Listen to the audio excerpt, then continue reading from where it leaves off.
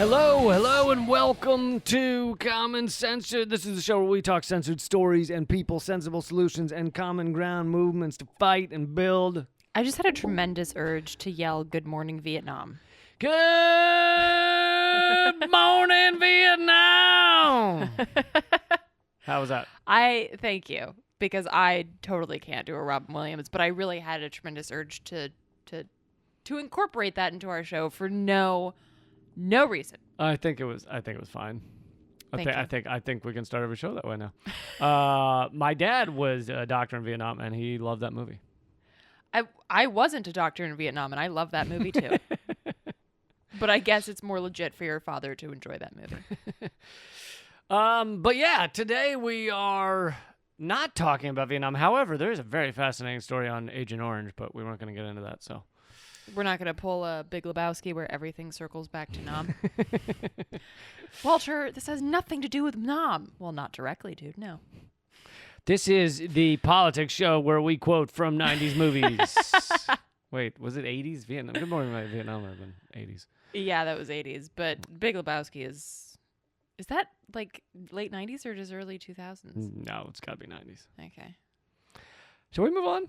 Yes, I'm comfortable with moving on now. I'm comfortable with it. I'm okay with it. So we got a lot for you this week. We're going to dive into, thank you all for following us, for listening, for those of you who have tuned in to our live stream episodes, which we do almost every Sunday. Thanks for doing that. And let's get started. Yes, indeedy. And as promised, if you all joined us on Sunday, this past Sunday, for the live stream, then y'all will know that I dropped some cliffhangers as to what some foreshadowing, if you will. Y'all be knowing. As to what we'd be talking about today. And one of those things was Oak Flat. So for folks who are not familiar with the Oak Flat situation, this fight has been going on for years. I guess you could say since colonization in what is now called the United States, really. Not all of it had to do with Chinese mining companies, but true. Yes. So basically, this happened. This decision was from Phoenix, Arizona, and it basically happened last week. I want to say, like last Friday or so. The U.S. District Court Judge Stephen Logan denied Apache Stronghold's request for an injunction preventing the giveaway and destruction of sacred Oak Flat to Rio Tinto / Resolution Copper. Now, okay. So basically all you need to know about what that means is that the judge basically said, no, the mining company can totally destroy your land. And the reason that he gave for this, hold on to your hats, folks. The reason given was that the Apache Stronghold had no right to ask the court for help because they are not, quote, a sovereign nation. Oh, God. So when we want to exploit you, you're part of this country because we have dominance over you. When you're fighting against that exploitation, you can't come to our court system because you're not part of this country.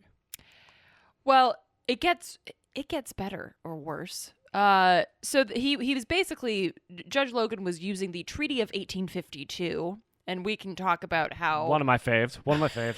And we can talk about how this country really needs to update its fucking constitution and the treaties and all of that shit because... Wait, so we need to update the treaties we've been ignoring? Right. Well, in this case, he's not ignoring the treaty. And in this case, the treaty is a shining example of what a massive turd these treaties really are. 1850, what was it, 2 or 6? 1852. It said you get 3 hogs for every indigenous person you bring down to the saloon so that we can enslave them. Well, essentially, although there's no mention of hogs in this, literally the judge quoted a case when he, as in reaching his conclusion. The judge quoted a case. I'm having a hard time even saying this because it makes me so fucking angry that I'm like the words can't fucking form in my face. Words, flames on the side of my face. Wait, that's an 80s movie. I know. Okay. This is by the way, this episode we're gonna have 32 80s and 90s movie references. That's from Clue. So by if the you're way. counting along at home, we're at 3. Okay. Quote, "The exclusive right of the United States to extinguish Indian title has never been doubted, and whether it be done by treaty, by the sword, by purchase, by the exercise of complete dominion adverse to the right of occupancy, or otherwise, its justness is not open to inquiry in the courts." End quote. That's what he said? Or is that what he was quoting? He quoted a case. So basically he said that because he's like, I've reached my conclusion that the Apache stronghold has no right to even bring this case to court because it's not their fucking land and they are not a sovereign nation. It's ours now. Jesus. We took it. Fuck y'all. Jesus Christ. I mean, that is basically what he said, but he wrapped it in some old-timey bullshit language. Does he know the size of the burning hot poker that's going to be shoved up his ass in hell? Because... You know what? I wish I believed that was something that was actually going to happen. But so basically, and his further point was that the destruction of Oak Flat, which would be basically turning it into a wasteland, evidence shows that it will be a 2-mile wide crater over 1,000 feet deep. And Oak Flat is a sacred It's a sacred area for these people. It's sacred, which I would argue all places should be sacred, but this is particularly sacred to them. And, well, all places should be sacred, particularly in the face of a totally pointless fucking 2-mile wide crater. But he pointed out that this is not a, quote, substantial burden on the Apache, because they are not being, quote, coerced to act contrary to their religious beliefs by the threat of civil or criminal sanctions. And so this has been ongoing for years now. I covered it like 5 or 6 years ago, and at that time, and I assume it's still true, yes, it was the U.S. government allowing this mining to go on, but the mining company that was going to do it is a Chinese mining company. So... You know, you have a lot of things at play here. Obviously, you have the white supremacy and the ongoing genocide of indigenous, which includes the genocide of their lands. But then on top of that, you have basically this multinational, like, our country matters so much, and we're Americans, and we're going to fight with China, except when it comes to multinational corporate business. The business trumps, and sorry to use that word, but trumps the sovereign rights of citizens in the country. So that you have that factor on top of it. Obviously, this has to do with another corporate sacrifice zone where the people that are normally exploited are people of color, indigenous, black people, Hispanic, because they tend to have far less political power, so therefore it's far easier for these corporations to destroy and exploit their lands, and you're seeing that again here. And one other point is that I remember when I covered this 5 years ago, you had Jeff Flake, a piece of shit from Arizona, and he went in front of Congress and talked about how great it was. And by the way, he's being held up now by the quote-unquote resistance, the liberals, the MSNBC, as some sort of superhero just because he came out against Trump. It's like, no, he's still a piece of shit. He's just a piece of shit who doesn't like Trump. The bar is just that much lower these days. Yeah, the bar is that low. George W. Bush is a hero now. So Flake went in front of Congress and said this is, along with John McCain, said this is wonderful to allow this mining there. And part of the reasoning he gave was another tribe has been getting jobs like delivering water to the mining operation, selling water to the mining operation. And that was his proof. Look, we're helping indigenous people. And it's like, no, that's called capitalism. That's called economic force. People are exploited, and then they're willing to do horrible things like, join the military, kill and be killed, or sell water to a mining operation because they need to get by. That is not something to reward or herald or jump up and down and go, wee-hee-hoo. woo. It's just a horrible situation for everyone involved. And yet he's touting it as, look at how good we are to indigenous.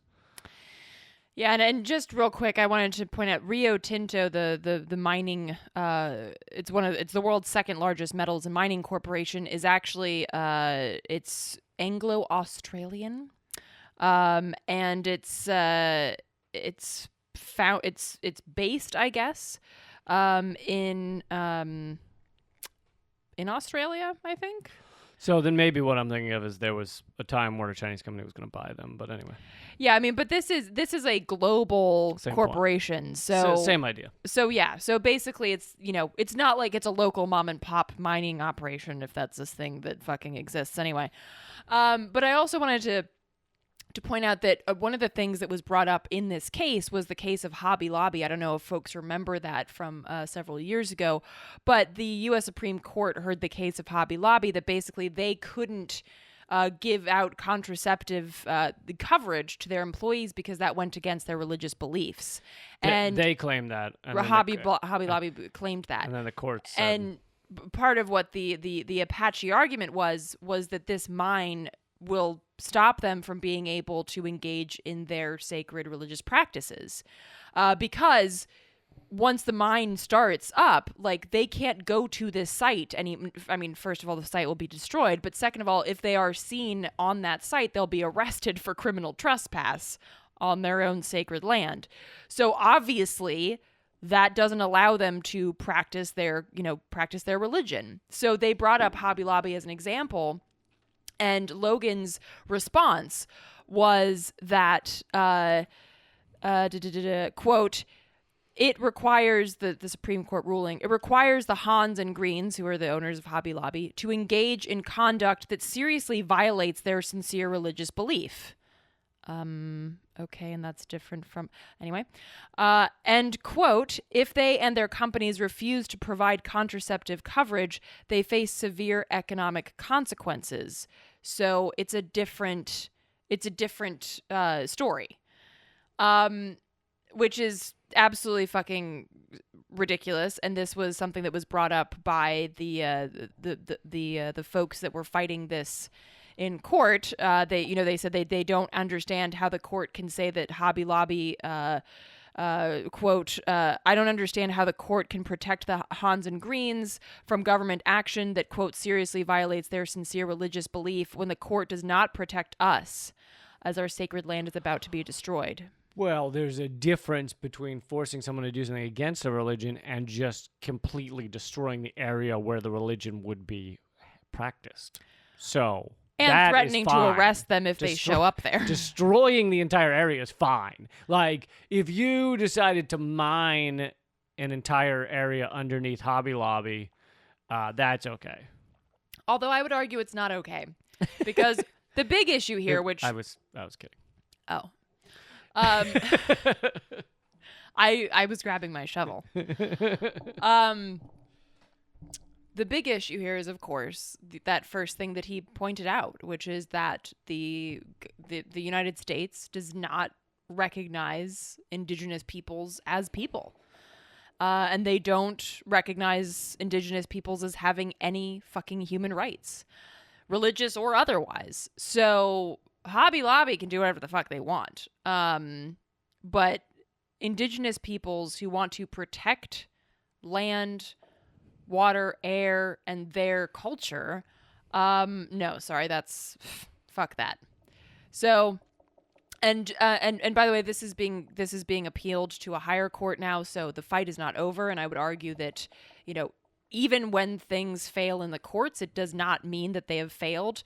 We see this across the country, not least of all in Line 3, which I have an update on as well. But, like, for instance, the Mountain Valley Pipeline is almost at day 900 of the tree sits to stop that pipeline. So even when courts don't err on the side of justice, which for the most part they don't, there are definitely tactics to employ. Right, and we're seeing the success in the fucking collapse of the fossil fuel industry. this, at the very least, it has hastened their collapse. I mean, Exxon has been dropped from the whatever S&P 500. Like, they claim they may never recover. And these things are being hastened by all of this activism, by the tarnishing of their brand, because we have shown them to be a exploitative, abusive, harmful, violent industry. And you see it again and again and again and again, and you see, yes, right now it's in Oak Flat, it's indigenous people that are being, exploited or abused for these mining operations, and in other places, it's other types of people. But it's really, we should all be united in stopping all of these corporations from destroying land and people and lives and livelihoods, and there is a success there. The industry is collapsing, and people don't view this as okay as they used to. I mean, yes, it feels like it's taking forever, but in fact, it's kind of the blink of an eye in terms of human history to change the way we view land and the way we view whether these things can be destroyed and exploited so completely. Yeah, and I think I was on a or was this a live stream? I can't remember. Things are starting to blur together. Oh my God. The number of times I can't remember. I'm like, I either covered this on Redacted or earlier in this episode of Common Censored. Well, it's also because everything so much, I mean, at least you're filming in front of a camera at some point. I'm basically only interacting with my computer. So there's a cat involved. So no, I mean, there's like a forced cuddle every now and then, but she really has no interest in anything I'm doing. Hashtag me too. Yes, that's true. So I can't remember if it was this Zoom call or the live stream, but somebody had asked the question, like, what role do you think direct action plays? And I was like, yes. I'm just gonna say yes. Because there is, I mean, honestly, like actually, this happened today. So I was on a call with somebody, and they were like, we were talking about my film and, getting some PR behind it. And they were like, yeah, people could watch the film and then we could have an action item at the end of the film, like sign this petition. And I was like, huh? Because every time I hear, their heart was in the right place. I know, but every time I hear the word sign this petition, I'm reminded of Mitch Hedberg's joke about like when people are passing out flyers and they're like, here, you throw this away. That's exactly how I feel about a petition. It's like, here, you throw this away. It means nothing. Instead of signing this petition at the end of like something that I really want to change, I tell people to think very hard about it and then fart out their window. Because I feel like that might do something. That might actually be more powerful if you had like thousands of people like collectively farting at the same time. Sherry Honkala argued for a fart-in at the DNC. I remember that. Yeah, I was taking pictures of them all eating beans, and I was like, God, I'm going to step away. But where was I?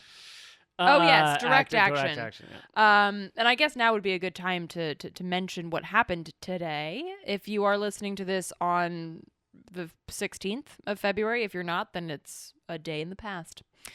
So this afternoon, 3 water protectors locked inside a pipeline segment of the proposed Line 3 pipeline. And this was the Genie. I'm probably saying that wrong. I'm getting this from the Genie Collective, which is at GINIW Collective on Twitter. And they locked down inside this piece of pipe. For those who are not familiar with this tactic, you basically like crawl inside of a piece of pipe. That hasn't been installed yet. Not so for the claustrophobic. So it's like on a construction site, and it's not part of the pipeline yet, but it gets in the way, obviously, of all their construction equipment. Right. And one person, Jack Keenan, who locked down, said, quote, "I'm locking down in solidarity with the Anishinaabe, the Wet'suwet'en, and all threatened by so-called, quote, critical infrastructure.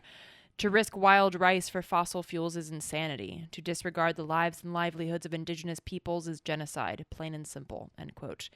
And for folks who aren't familiar, Line 3 would cross through multiple bodies of water and really destroy the wild rice. Are they called paddies? I mean, I would call them patties, but Okay. would someone who knows anything about them call them patties? That's a good question. Unclear, but either way, the wild rice that grows in this area The would wild be rice havens. decimated. The wild rice playgrounds? Homes? The wild rice homes? Hostels? Hostels? So this is in northern Minnesota for folks who want to have their geography straight. And there are so many small waterways there, and wild rice, which is a really important staple for the indigenous peoples there, and it's part of the fucking ecosystem. Heard of it. And so the pipeline would obviously decimate these wild rice areas. So it's actions like these are incredibly powerful, and they are necessary. So I think it's we should support these. We should spread the word about these. If you're in that area of the country, you can connect with them. I think you just go to stopline3.org and you can connect to folks there. You can also donate there. We fundraised for them a few weeks ago via our live stream. Mm-hmm.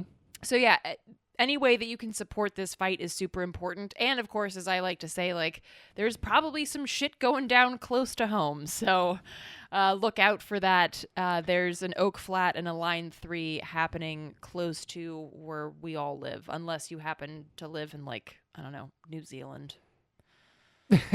True.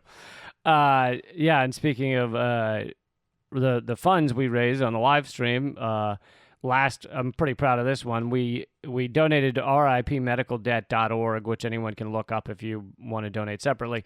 And they donate to get rid of medical debt, erase medical debt, and it's multiplied. Your donation is multiplied times 100 because of the way medical debt works, which I explained on the live stream. But anyway, we were able to get rid of, erase $29,000 of people's medical debt. People that are struggling, Fucking awesome. people that can't pay it. $29,000 was erased thanks to you guys.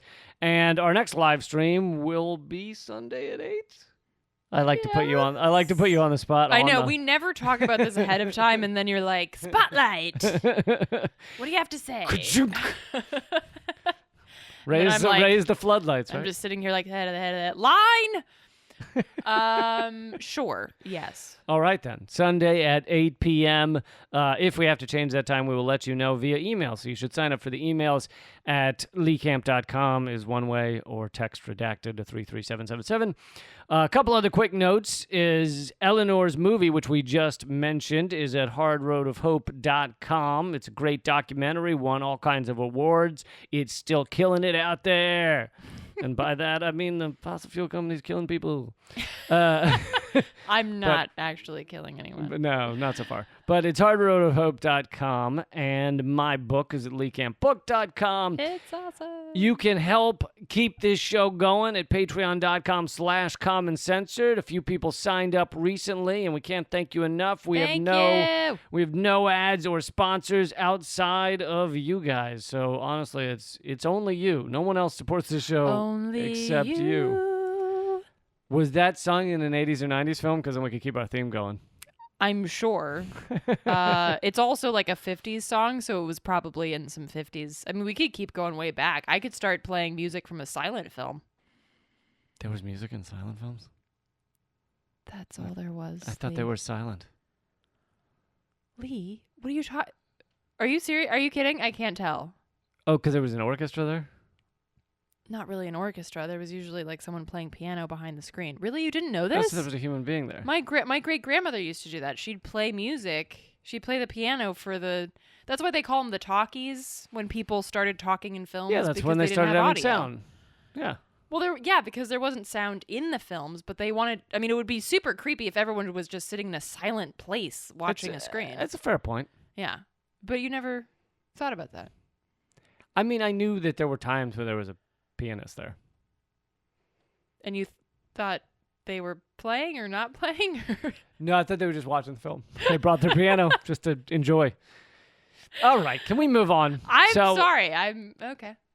Let's keep going. Let's dig in to what's going on in Haiti, which I'm going to cover some of this on Redacted tonight, but I think you'll get a little bit of a deeper dive here. The major protests in Haiti. Yeah. And this is not something new that just sprung out of the blue like, oh, interesting, the people of Haiti are upset today. Yeah, just today. So just for some backstory, and there's a great article on Mint Press News that kind of outlines this a bit more. So this is like a the abridged version, the Cliff's Notes on the U.S. fuckery with Haiti. So basically, for the 20th century, the United States directly occupied Haiti. Doing so for 19 continuous years at one point between 1915 and 1934. Can I just add, even previous to that, this is a little bit similar to the indigenous because the slaves rebelled in Haiti, and basically it's the first and maybe in certain ways only, but I guess largest example of slaves rebelling and taking their own country for themselves. The U.S. has always been furious and always kind of felt like we own Haiti because it's black people who, their ancestors were slaves, and so therefore it's not legitimately their own country, and so the U.S. has just kind of endlessly fucked with it. Well, anyway, it's also, I mean, this was back in 1804 when Haiti staged their rebellion, and it became the first ever black republic in the quote unquote New World. That was a huge. And by the way, 1804, for those who don't know their history, still very much slaves in the United States, still very much slavery. So that was a huge threat to the institution of slavery in the United States. The threat of the good example. Exactly. So I'm just talking about the 20th century here, but yeah, the U.S. has been pissed off at Haiti ever since the slave rebellion that resulted in the freedom of those slaves in Haiti in 1804. But so moving, going back to the 20th century. Let's get in the DeLorean and go back to the future past. Well, we were in the past at 1804, and now we've just zipped to 1915. So to where we were, it's the future. To where we are now, it's the past. I hope everyone's following. If you need drawings, I can send them for the. I think I need drawings of the flux capacitor. Yes, I do. Yes. I have a lot of drawings of the flux capacitor. I bet you do. So this isn't 80s movie. Boom. My God, who's keeping note? Is somebody keeping track of this? I hope you are. So the U.S. Has also been very instrumental, leading the charge in installing brutal dictatorships, perhaps most notably the regimes of Francois Papadoc and Jean-Claude, known as Baby Doc Duvalier. Baby Doc was overthrown by a popular rebellion in 1986, which paved the way for the country's first popularly supported leader, Jean-Bertrand Aristide, who was elected in 1990. Even though there was significant American pressure against it, he was democratically elected in Haiti. But, the U.S. just could not let that shit stand. I knew a fair amount about Aristide, but I didn't realize he was the first popularly elected leader. Because the U.S. could just not leave them the fuck alone. So unfortunately, Aristide was quickly overthrown. Do you want to take a guess as to whether the U.S. Do you think maybe the CIA was involved? Played any I don't role? know. Do you think the CIA was like, you know what, this one we're leaving alone? And then he was reelected. It sounds like kind of like when they grabbed Chavez and the coup lasted for 2 days, and the people were like, "Yep, put him back." Yeah, no, we did that on purpose. You fucking jackass. We did that on purpose. So he was reelected again. And this time the U.S. was like, okay, now we actually have to get serious. And the U.S. staged another coup in 2004 and exiled him all the way to South Africa. And this is one of my favorite U.S. coups because this is fucking ridiculous. They go in and with it may not have been an American plane, but with American help, it was very clear. Aristide said so afterwards. Basically, the Americans fly in, grab him, kidnap him, put him on a plane, and just dump him in Africa. What the fuck? You can't just grab a president and dump him in a different continent. Yep, you can. It's fucking crazy. Yep, absolutely. But this is what's so fucked, guys, because like if you heard this story like outside of this context, like, oh yeah, they just kidnapped this president and then like just dumped him in a different continent, you'd be like, holy fuck, that's against international law. That's completely heinous and absurd. And you'd be like, yeah, we did that. Like it's just, I mean, obviously you're not going to hear about this shit in history class, since the, common censored name, but it's like this shit is not unusual for the United States. It really wasn't that big of a leap based on what the U.S. had already been doing in Haiti to fucking kidnap and exile a president, a democratically elected president. That really wasn't that big of a deal. I mean, I'm reminded, this just popped into my head of when John Kiriakou, who used to work for the CIA till he blew the whistle about the CIA torture program, he was talking at the Venezuelan embassy a couple of years ago when we were holding space there, and he said, there's literally an office. There's an office at the CIA for regime change. Like, I don't know what it says on the door, but that's the office you go to. And he's like, you go there with a request to overthrow a government, as if you're like requesting some time off or a mental health day. Like, it's what the fuck? Here's my report on why, Bhutan's gotta fucking go down. Like, there's literally a fucking office. So yeah, it's just so important to understand this context. And again, if y'all want to read more about that I'm pulling some of that from a Mint Press article. But I also wanted to share some of what Black Alliance for Peace wrote, because they put out a statement regarding Haiti. And for just basically like, okay, so, what happened after Aristide was exiled was the Washington and the U.S. government partnered with successive dictator-like rulers to plunder this nation, and basically, the classic take all of the wealth from the people, funnel it upwards, and leave people destitute. And this certainly was not helped after the 2010 earthquake that absolutely decimated an already poor and struggling island nation. And the U.S. and the UN together worked to continue to oppress and keep the people of Haiti down, not least of all the Clinton Foundation. Clintons have a long history of being front and center on fucking with Haiti. Yeah. It's kind of like their favorite dive bar that they like to go to and just like break some chairs and and when they're feeling low about themselves, they're like, you know what? Yeah, we fucked up in Libya, but let's go fuck with Haiti. Yeah.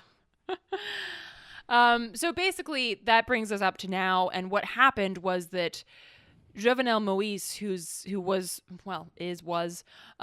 the president or the dictator, because he wasn't democratically elected, so we shouldn't call him a president. And didn't he get rid of the parliament? Yes. He was supposed to leave office on February 7th. That was the end of his term after an illegal election, so really his term lasted 4 years too long anyway. But then he was like, you know what? No. Nah. I don't want to. He had a campaign, and the logo on the posters was nah. Nah. So basically what happened is that, in response, tens of thousands of Haitians took to the streets demanding democracy, that thing that they've never been allowed to have. And the response from this U.S. puppet regime was bullets, paramilitary terror, curfews, house raids, beatings, and the imprisonment of opposition leaders. With law enforcement trained by the U.S. Yeah.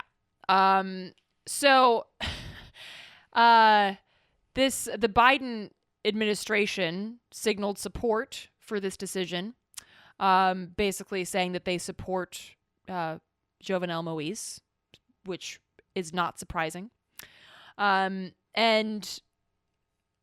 of course, like in Black Alliance for Peace, writes about this, that it's not, that they're not surprised, that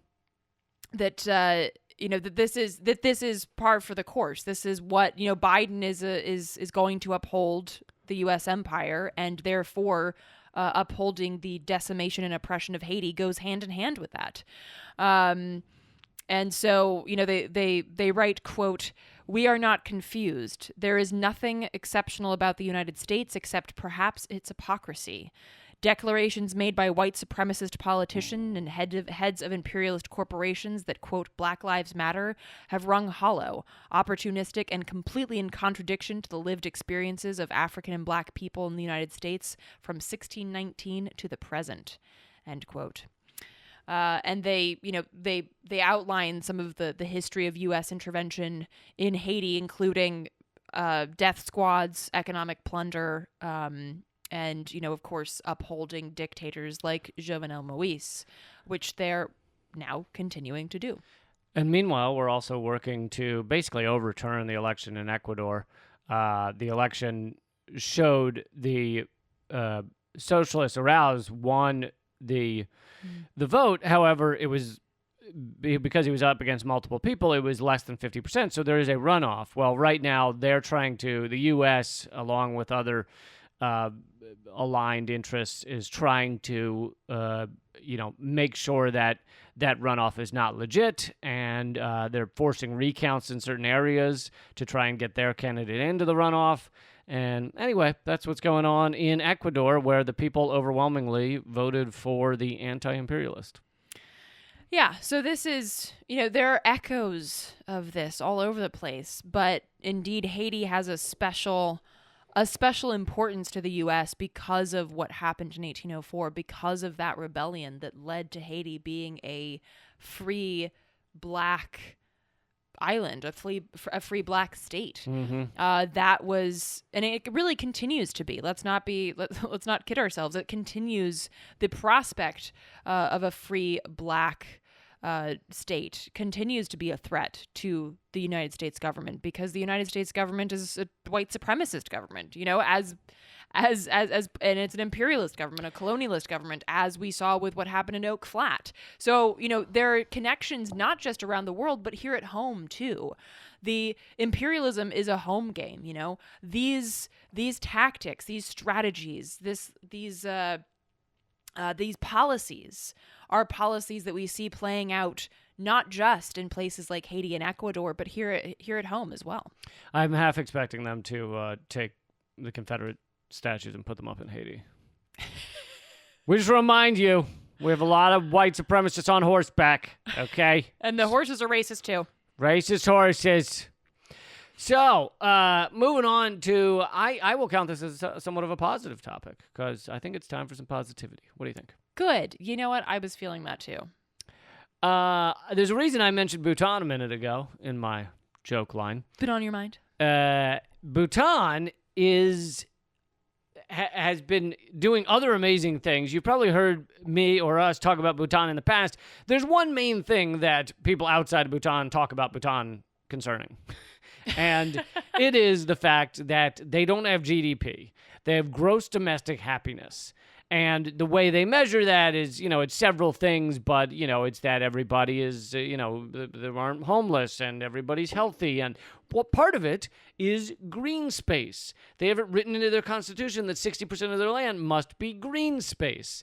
And they are a small country, but they're doing a lot of things right. And this doesn't mean that everything in Bhutan's perfect. Whenever I cover this topic, cover Bhutan in one way or another, people go, yeah, but they, something human rights. I don't know all the details, but I'm not saying everything in Bhutan is perfect. I'm pointing to the things they're doing right and saying when a country does something right, we should look at it and, I know this is crazy, everybody hold your breath, mimic it. Do the same because it's right and correct and ethical and sustainable and gives us, a future. So not only have they gotten past this or recreated this I mean, really evolved past this gross domestic product fucking horseshit clusterfuck, which is connected to capitalism. It is just you are only judging countries by how much they produce and consume. That's like only judging an apartment complex by how much they burn it. So Bhutan is doing great on that front, but they're also killing it on climate change and In a good way.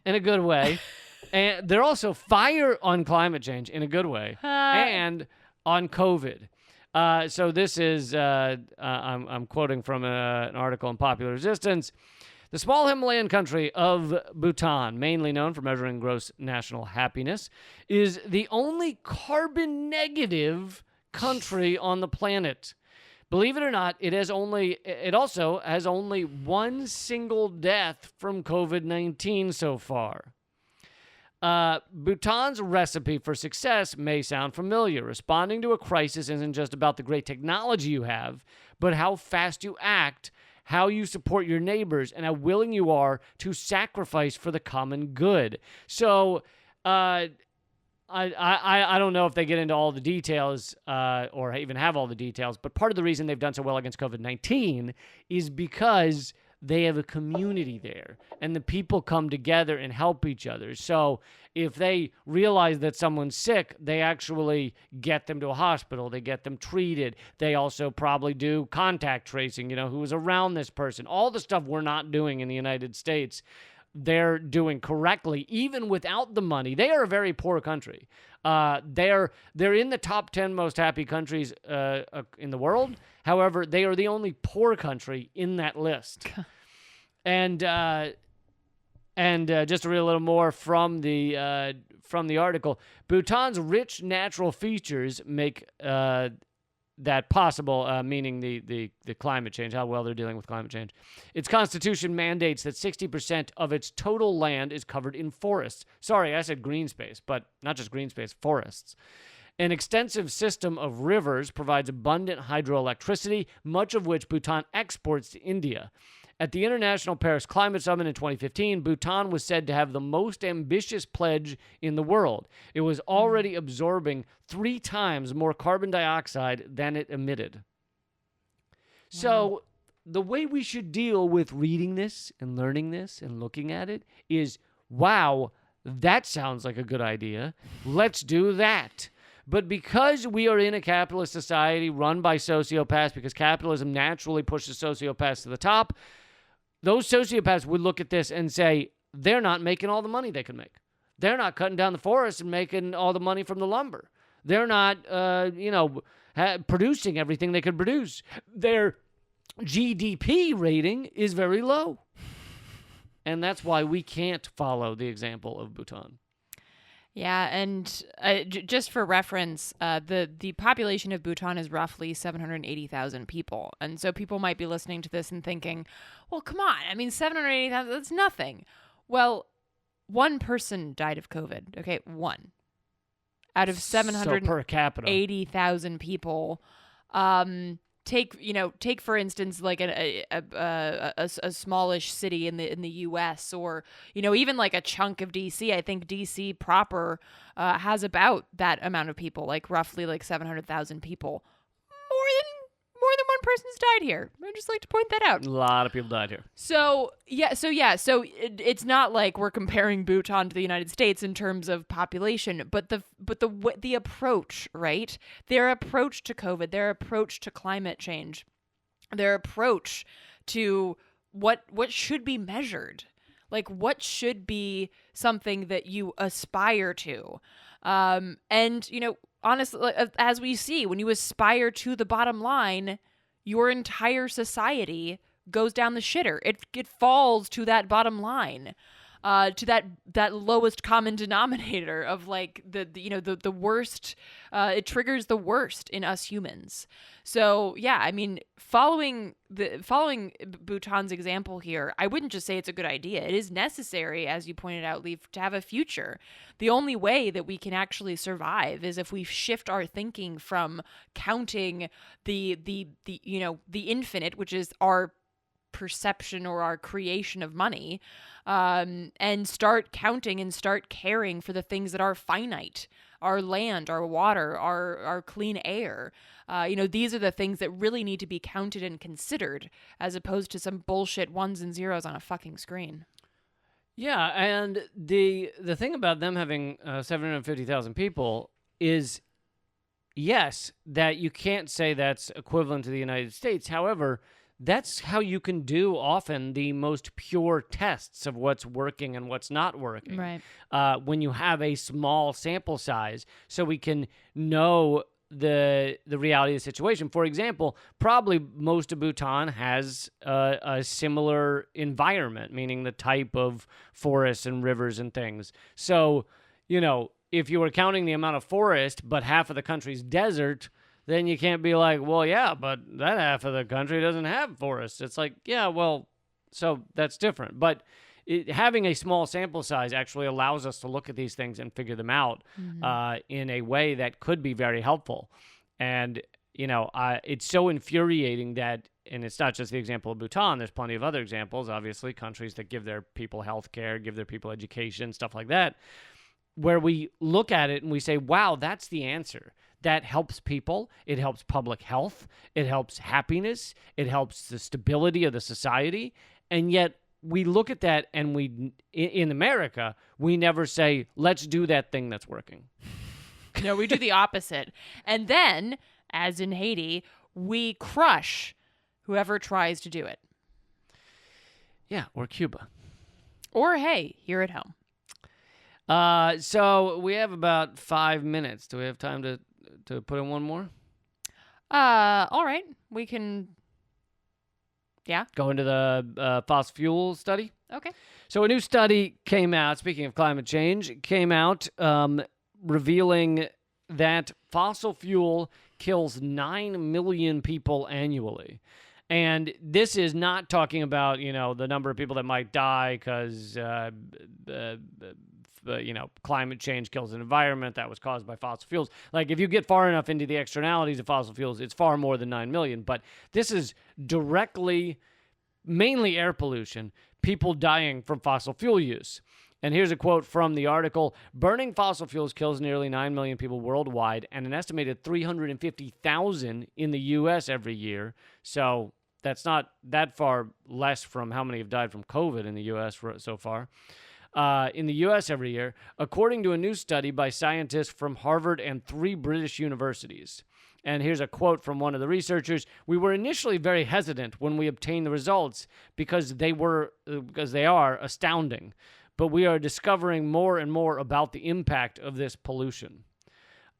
So yet again, we look at when we actually study, actually have legit research done about how many people are dying from something like fossil fuels. It's immense. It's more than we even could fathom.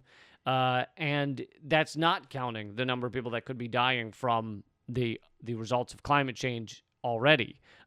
Obviously, destroying our future ability to live on this planet. I think that might kill a few people as well. And not to mention, also the ecosystems, like the fact that we are killing, we've killed like 50% of all mammals or something. It's fucking mind-boggling. I think it's 83% of mammals. We're 0.1% of life on Earth, and we've killed 83% of mammals, and I think it's 50% of all wildlife. And 50% of the wildlife's been over the past 40 years. And this also reminds me of the recent case where air pollution was noted as the cause of death in a 9-year-old London schoolgirl, Ella Kissy Deborah. Her death was ruled as a result of air pollution. And that's, it's considered a landmark case, but I'm sure there have been many cases like that just haven't been, marked specifically as air pollution as the cause.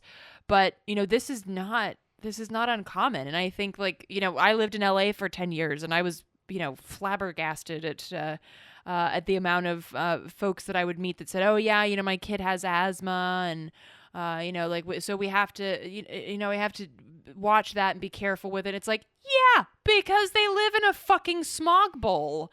I'm surprised that they can even fucking gasp for air. It's like, it's fucking absurd, the levels of pollution that we all exist in. And again, it's for that bottom line, right? It's the only reason that we fucking do it is because it allows some douchebag to buy a yacht. Yeah. But we're fighting back. You talked about some of those people fighting back earlier in the show. And we should all fight back in whatever ways that we can.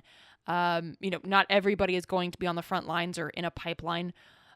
Literally in a pipeline. Literally. My back. I can't be in a pipeline I find 2 hours is my max in a pipeline. Every time I see those pictures, I'm always like, oh God. Like huge props to the people who do it. I'm much more of like a, out in the open kind of blockade person.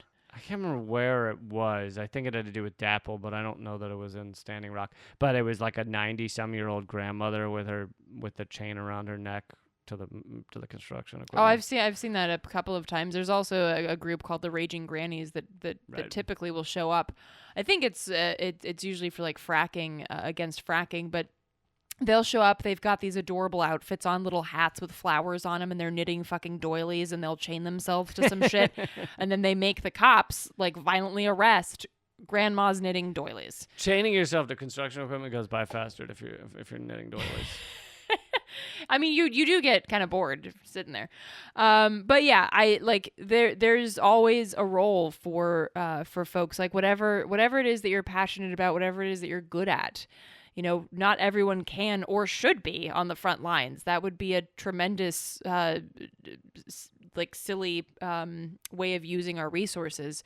So figure out what it is that drives you. Figure it out what it is that you're passionate about, and then push that towards a space that needs you. But if what it is that drives you is petitions, then that is unacceptable. And if everybody could go to stoppetitions.org and sign on there. I am against picketing, but I don't know how to show it. We're trying to get people to sign. If we can get 10,000 people to sign that they're done with petitions, I think that's going to have an impact on where we go from here. Do not interrupt my bits with other comedians. I'm sorry. I couldn't help it. That was Mitch Hedberg, by the way. Yeah, no. Well, hey, if somebody says that their passion is petitions, I would say that they are not digging deep enough into their own self, because nobody is actually passionate about fucking petitions, okay? No one. All right, folks. We're going to do a live stream Sunday at 8 p.m., probably. And that's 8 p.m. Eastern. Please join us at youtube.com/momentofclarity and rockfin.com/Lee Camp. I have a new Rockfin channel you should check out. That's rokfin.com/Lee Camp. Eleanor's movie is at hardroadofhope.com. All of her other work is at artkillingapathy.com. You can email us at commoncensored@protonmail.com, and we will possibly get back to you if we're interested by your comments. And we'll do our best to get back to you. But yeah, that's the show. We hope you'll come over to patreon.com right now, /commoncensored, where we're going to do 10 to 15 extra minutes and keep fighting. Act out.